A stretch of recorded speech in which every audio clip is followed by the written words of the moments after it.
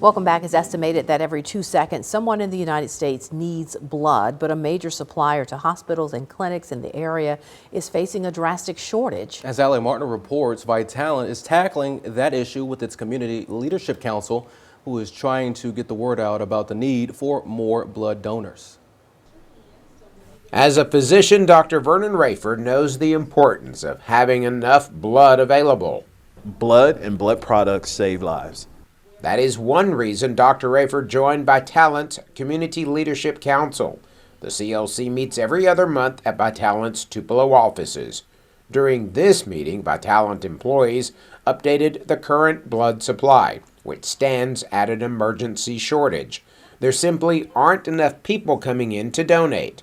Consequences can be devastating, and that's why the Leadership Council wants to get the word out about the ongoing need for blood donors. And Vitalant is the only supplier of blood to 22 hospitals in the region.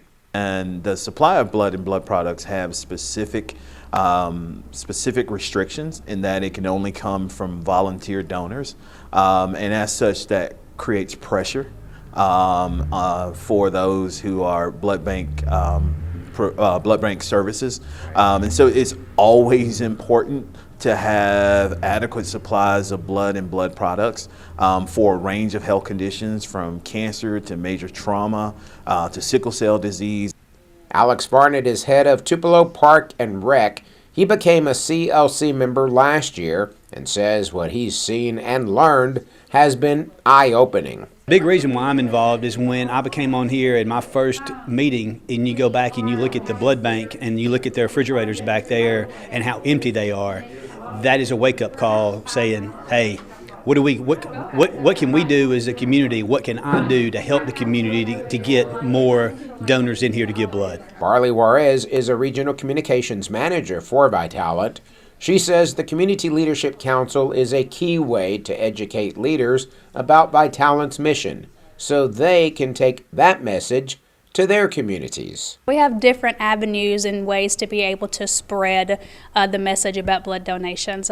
You can be a blood donor yourself. If that's something that you can't do, you're able to coordinate and do a blood drive, host it yourself. Whether it's that or either just spreading the message, verbally through social media platforms, churches, friends and families, things of that nature.